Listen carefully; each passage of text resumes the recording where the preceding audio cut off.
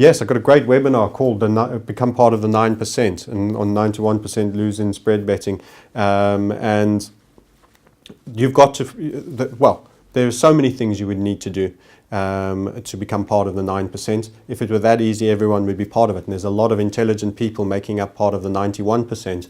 And in fact, you will always vacillate.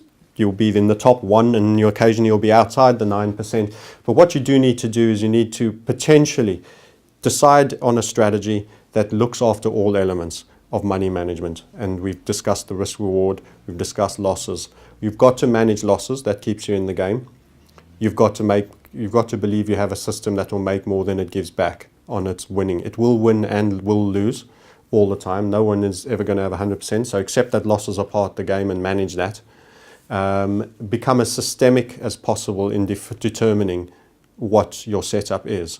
So the more it can be reduced to logic, the better, and the tighter.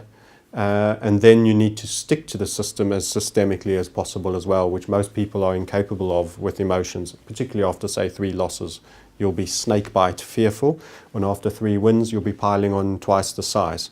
And that'll be the one that'll lose and give back all of those 3 wins and some. So that's where focusing on, if you had to develop a black box system, is not a bad process for defining your strategy and that which you find interesting. Observing charts, a lot of observation, a lot of drawing of charts, and a lot of use of patterns. Patterns are probably the most powerful technical analysis tool for me outside of the larger trend Dow theory.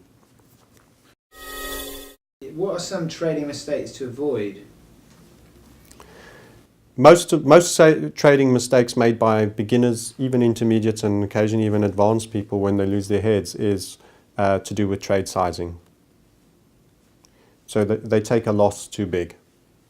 There's no damage done in taking your managed loss. That's part of the game and being wrong. The problem is that recovery ladder when you then emotionally negatively respond to taking an already slightly bigger loss. So let's say you lose 15 or 20% and then you think, damn, I want to get back to where I was, so I need to make 25%, so I'll trade bigger again, I'm sure I'm right this time. You can't cope with the mental, it's like a mental cognizance dissonance, cognitive dissonance that makes you need to get back to where you once were, because you're now seeing yourself as the lesser self as dictated by this balance. And that then pressurizes you into trading bigger again on what looks like a sure thing. But now you're punch drunk because you must find an opportunity quickly. And it's not a sure thing. It's the first thing you grabbed hold of that best represents a possible trade. So you then bastardizing your criteria to grab hold of something that you expect to leverage you back into where you once were. This is a very big fatal spiral, because once again you then overtrade because you've got to make back more to get back up, and that's the recovery ladder concept, and boom, that is probably the single most destructive, that sees someone have a £10,000 account reduced to, you know, a few hundred or £1,000 and then virtually giving up, realizing that they've blown it. Size. It's 91% of people are in that sort of category. I wouldn't say 91% are in that category. They don't all blow their accounts up from £10,000 down to 9, but they aren't possibly consistent with money management as a whole. And sizing is one element of money management.